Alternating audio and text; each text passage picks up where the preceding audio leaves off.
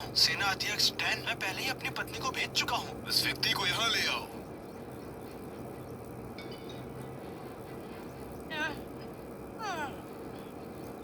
ये क्या हो रहा है? तुम ही बताओ। प्रिय, मुझे बहुत ज्यादा भूख लग रही थी तो मैंने बैठ के सारा अनाज खा लिया। वो 20 किलो अनाज था, तुमने अकेले ही सब खा लिया। तुम कई दिन से घर पर नहीं थे, मैं तो परेशान हो गई थी ना, तो मैंने अपने दुख को भूख में बदल दिया।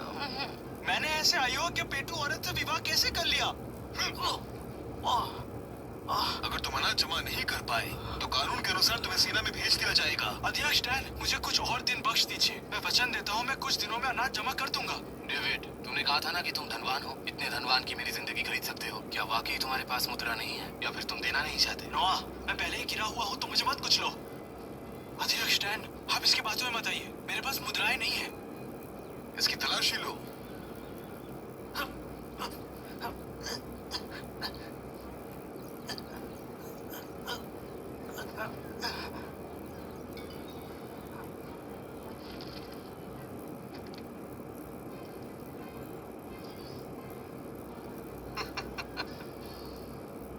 तुम कह रही थी कि तुम्हारे पास पैसे नहीं है।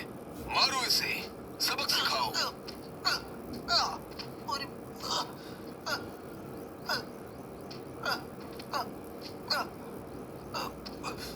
इसे मारना बंद करो। ये मर गया तो शाही कर कौन देगा खेती करके?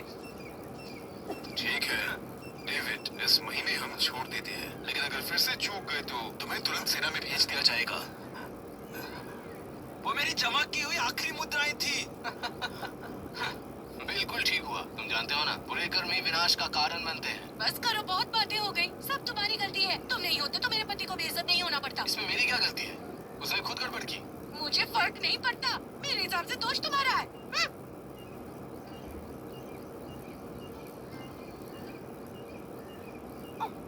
ओ मेरे प्राणनाथ, रो मत मेरे प्रिय, मैंने उसे डांट दिया है। अरे, सब ठीक है। जो बोगी वही काटोगे। वो मोटी लड़की दिल की बुरी नहीं है, बस गलत आदमी से शादी कर ली। मुझे उम्मीद नहीं थी कि तुम इतनी समझदार होगी।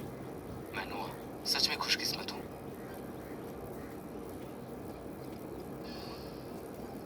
एना, मेरे पास एक खजाना है जो मैं तुम्हें दिखाना चाहता हूँ। चलो।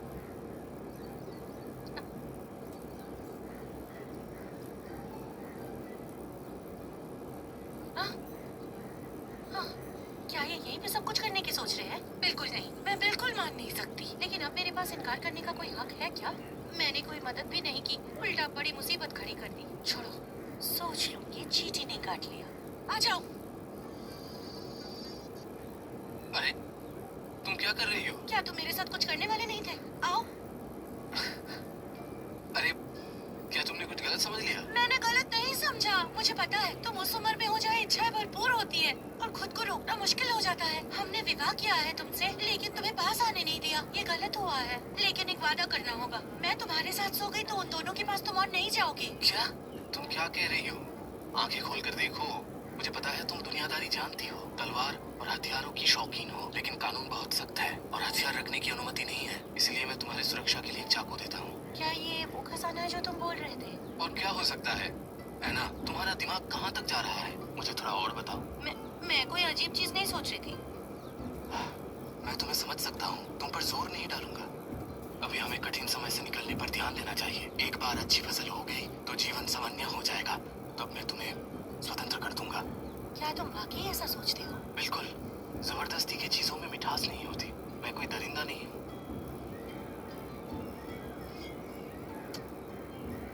बहुत शुक्रिया तुम्हें, पति जी। एना, तुमने आखिरकार मुझे पति बुलाया।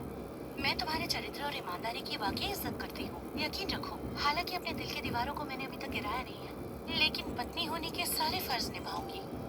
Congratulations होस्ट, पॉइंट्स और बढ़ रहे हैं। ये तो बहुत अच्छा है। मुझे कभी उम्मीद नहीं थी कि मेरी सबसे मुश्किल बड़ी बीवी का दिल इतना नरम होगा। अब बस एक बीवी का दिल जितना बाकी है।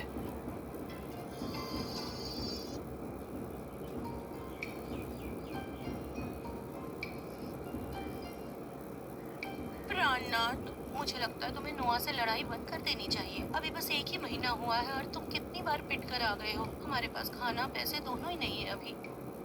तुम्हारा क्या मतलब है? तुम कहना चाहती हो मैं योग्य नहीं हूँ?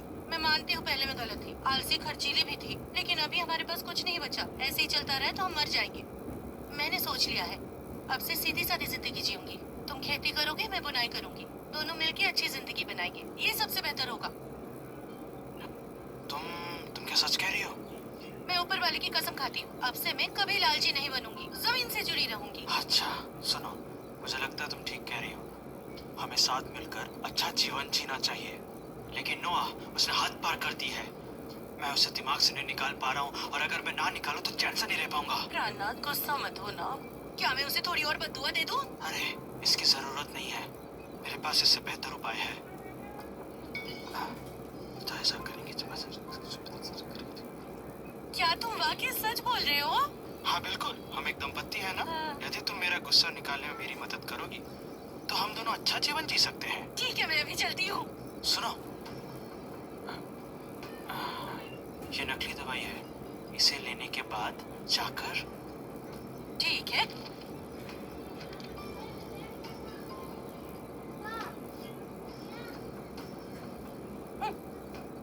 चलती हूँ प्राणनाथ।